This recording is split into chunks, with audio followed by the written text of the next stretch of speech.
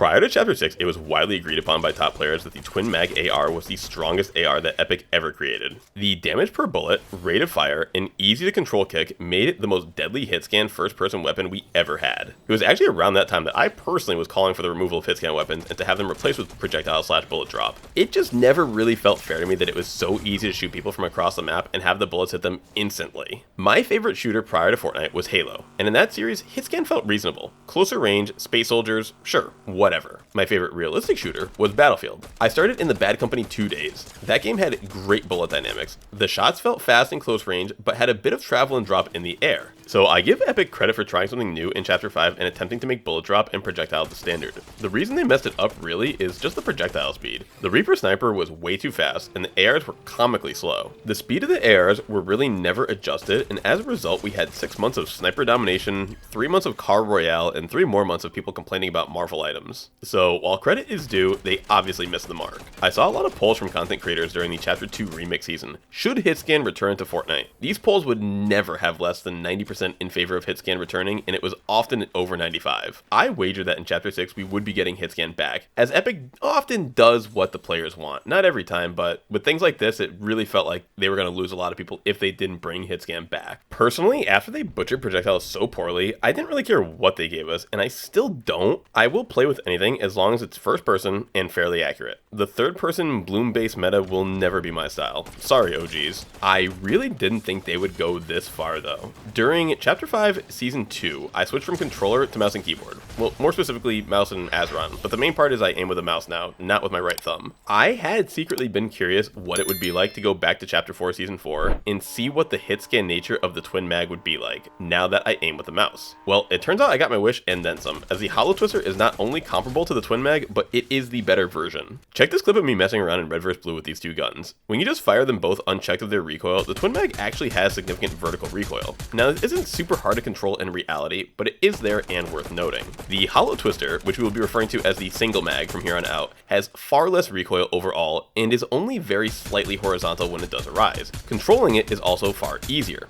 Just listen to the two weapons fire. Sure, the sound is different, but the rhythm is nearly identical. I call it the single mag because to me these weapons are the same gun, minus the magazine gimmick. The twin mag fires at 5.4 bullets per second, where the single mag is almost equal at 5.55 shots per second. The single mag has a 1.3x hollow scope. The twin mag appears to be very similar, if not equal in magnification. The pullout time on the weapons feels near identical. They both have very good hipfire accuracy. We will display this more later on. The twin mag had a slight damage increase to make up for the difference, as a gray rarity did 31 damage per shot to our current 28 in the single mag, as well as the twin magazine feature allowing for a very quick reload on the first reload. To balance this, the single mag is given a medium reload speed, not as fast as the twin mag's fast reload, but faster than the slower reload, as well as 25 bullets per clip as opposed to 20 on the twin mag, making each clip itself more valuable and far easier to one clip someone than on the twin. 25 bullets felt like a small amount on a gun like the Striker AR. It feels like the perfect amount on the single mag though. Okay, so now that we've established that this is literally the best every rarity AR to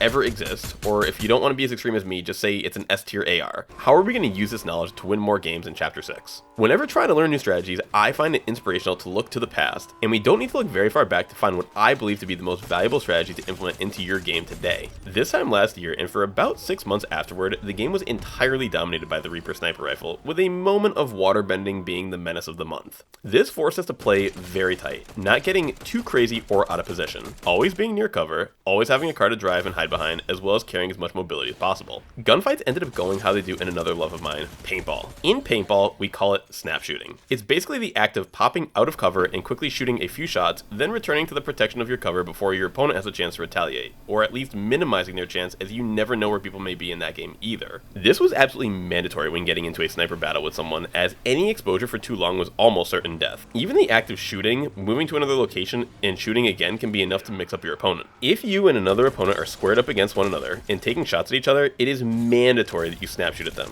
Hop out, take 4 to 6 shots with your single mag, then get back in, reloading each time you take cover. The longer you stay out and shoot at your opponent, the easier it is for them to line up a single beam that can end your game. The gray single mag AR does 28 damage per bullet, so if you are fully shielded with 250 HP, that is 9 shots to kill you. And that's no headshots either. With a gun that shoots 5.55 bullets per second and 25 bullets in the clip, that really isn't a very difficult task even for the weakest version of our first person hit scan demon of a weapon. Even though we aren't using our full clip in these situations, you always want to have max ammo just in case they decide to push out of nowhere or if a third party pulls up. That's why I recommend reloading as often as possible. Bonus tip: the fire boon makes the single mag even more devastating of a weapon. The reload time compared to the twin mag was one of its few weaknesses, and you get to negate that quite a bit with this perk. So always try to get the fire boon whenever possible. They are very RNG, but worth looking out for. Alright, back to the combat. Say you are snap shooting at your opponent and they are doing the same to you. How do you beat them? With the sniper rifle, or currently when people are very low health, you want to pre-fire the side of their cover that they've been coming out of. That way if they peek, they may peek into a couple of your bullets. In Fortnite, Peeker's advantage is very prevalent and strong. This is simply the act of the aggressor being given a slight time advantage in what is visually seen on screen as the server sync, delay, yada yada. I don't know the ins and outs, but that's the gist of it. The person who moves first forces their opponent to react to their movement, not the other way around. Just YouTube Peeker's advantage if you want to see an actual breakdown from someone who understands it better than I do. But the reason that applies here is if you pre-fire your opponent, you remove this advantage. Your bullets now become the peeker, and since they are moving first, your opponent will have a tougher time reacting to them than if you just wait for them to expose themselves and then fire your weapon. So in a more general sense, if you don't have your opponent super weak, the best way to use pre-firing in Peeker's advantage in your favor is just to rip a full mag into where they are going to come out of. If you have this angle held down and they move into it, they will likely take significant damage. If they don't, you simply back up behind cover and reload. And if they start to fire at you, wait until they stop and rinse and repeat the process until either one person gets damage or pushes, or one person gets bored and pushes. Either way, you never want to extend a gunfight too long, as third parties will be the biggest reason you lose a fight this season. So when these kinds of things happen, sometimes you just have to push off of like minimal damage, like 40-50 damage is enough to start a fight in your favor, where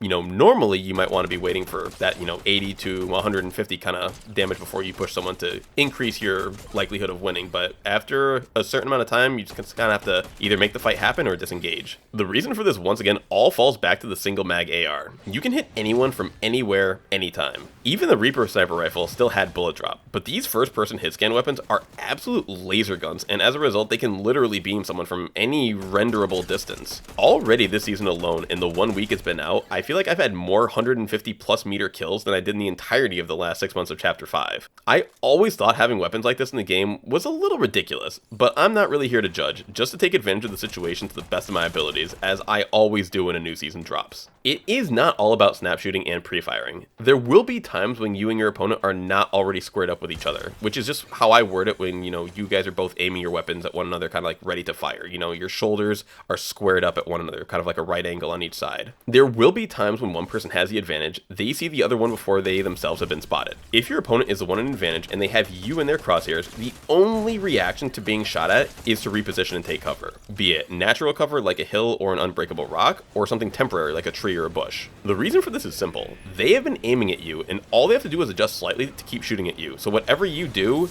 they don't have to adjust very much. Whereas you need to turn around, locate them, get your weapon ready, and then start firing. So this is not exactly the right time to take a fight. Now, say you are the person who has the unknowing opponent in their scope. When you fire at them, regardless of how much damage you do to the person, they will react one of two ways. They will either reposition/run, which is what the smarter play is, or you have some geniuses who without hesitation will stop in the open and just turn it and start shooting at you. While most people who choose this option do meet a quick fate, there is a problem in the few of these psychos that actually have the aim to back up their actions. So now a week into the season, as a precaution, I am only ever firing at my opponent from a position of cover anyway. I will start my offense, and if they run, keep shooting. Just waste the clip and start the chase if you don't get the kill immediately. But if they do stop and decide to fire back, this is where I take cover and let them run out their clip. You can only hold an angle for so long. Once your your opponent decides that hanging out in the open with zero cover and less ammo in their gun than before is a bad idea, is the moment that you start shooting back at them. So, you shoot at them, they fire back. You take cover, then watch for when they stop shooting, and at that exact time, you want to shoot back at them. If they return fire,